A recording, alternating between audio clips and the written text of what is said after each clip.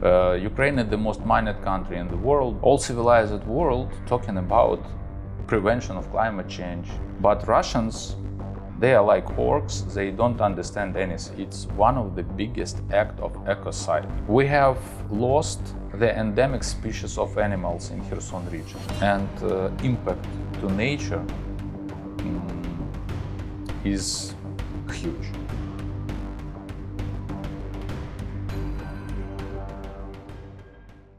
So, Minister, thank you very much. The war is typically measured in damages to infrastructure, to houses, and in the lives of civilians and military. But another aspect is the huge damage to Ukraine's environment as well. And how has the war damaged Ukraine's environment, and to what extent? I think that the environmental damages are maybe the most important. Because in all wars, in all war conflict, we're just talking about destruction of infrastructure, we're talking about destruction of cities and villages. But we are not talking about the environmental damage. But we need to understand and we need to know that environmental and nature, they created the humanity. And first of all, we need to understand that the environmental and nature, it's about future. Not only about our future, but also about future of our kids. Today, using 7 new methodologies, our environmental inspectors record and collect all the data about environmental crimes. Today, we have recorded 4,600 cases of environmental crimes. Using 7 new methodologies, we calculate how it costs. And we understand that the total amount of environmental damages and losses in Ukraine caused by the war is more than 60.5 billion US dollars. So it's a huge figures, and I understand that these damages are bigger, maybe bigger than the damages after World War II. So what is the manifestation of these damages? I mean, what do they look like? We need to understand that the nature of Ukraine is almost 30% of all biodiversity of Europe. Ukraine is one of the biggest countries in the Europe. And now one of the biggest problems for Ukrainian nature is mining. Ukraine is the most mined country in the world. 25% of territory of Ukraine potentially mined and need to assess of this territory and demining. The government of Ukraine made some steps to speed up the process of the mining of Ukraine. At the beginning of this process, before we adopt some secondary legislation, we understood that we need 700 years for demining all territory which is potentially mined. Now, some changes of Ukrainian legislation, some new rules make that we have the market of demining. Now we understand that Ukraine has capacity for demining to make it in 70 years. But our final goal is to speed up this process and make the mining possible not more than 7 years. So this is the changes. About some impact. If we are talking about forest, the 30% of all forest of Ukraine affected by the war. I mean affected, I mean burned, I mean destroyed, and other issue. We need to remember that now we have a lot of natural parks which are under occupation now. I'm talking about Zhiralgach, about Askania Nova, about Kinburz Peninsula in Kherson region. And now we know that Russians are not the safe, the protected territory. They use this territory like a parkings for tanks. They use it like military bases and other issues. I believe that after the deoccupation of this territory, together with the partners, we will go to this territory and we will find how to restore this territory. In some cases, we understand that maybe we need to help nature for us to restore. But in most of cases, I think that we need to conserve and to protect this area and not to touch this territory, this land, and other, to give possibility to nature to restore by itself. Do you ever feel that the environment is something that's been forgotten in this war, or doesn't receive the attention that it should? A great question. In order to prevent it, we do our best, first of all, to communicate with the partners and with all civilized world, and we are talking about losses of our nature. I think that this is the first case in human history when in wartime, country, together with the destruction, together with diet people, with diet soldiers, talking about nature. And I fully convinced that our partners hear us, because together with the articles about some losses, we have some international articles about losses of our biodiversity, about home animals, about pollution of air, because environmental has no border, and the impact to Ukrainian environmental today and here, all globe will feel in future in any points of the globe. So this is important. In October 2023, on conference United for Justice, United for Nature, which we organized together with General Prosecutor Office of Ukraine, we presented to our partners environmental declaration. Environmental declaration is the launching of discussion how to organize the joint platform, not only for countries or for politics.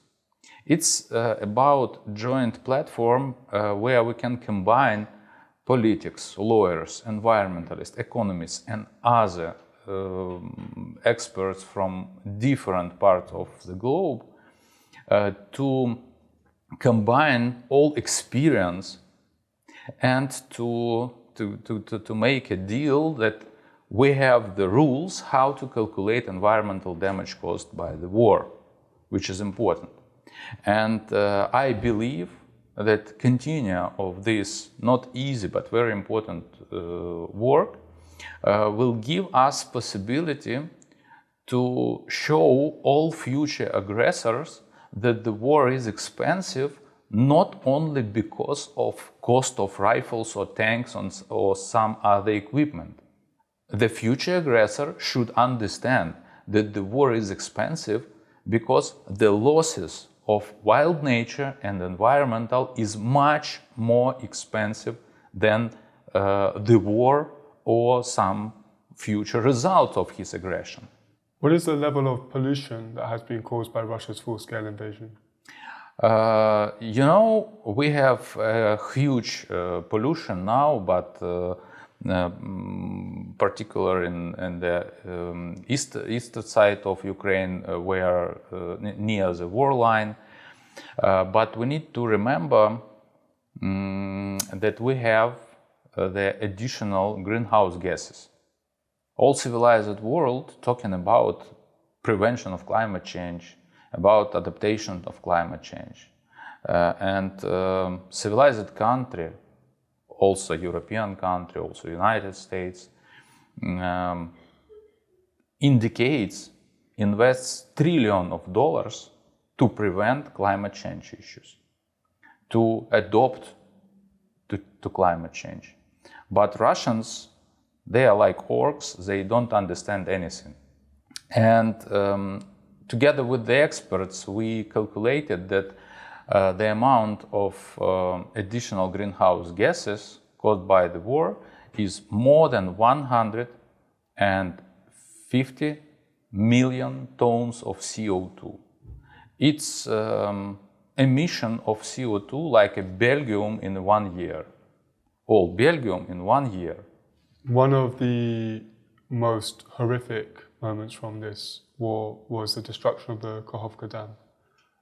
And what impact did that have on the environment in southern Ukraine?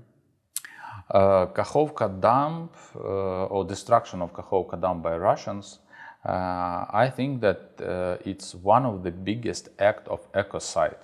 The destruction of the Kakhovka Dam is one of the biggest sites of ecocide in this war. The loss and damage from this terroristic attack is more than 3.8 billion US dollars.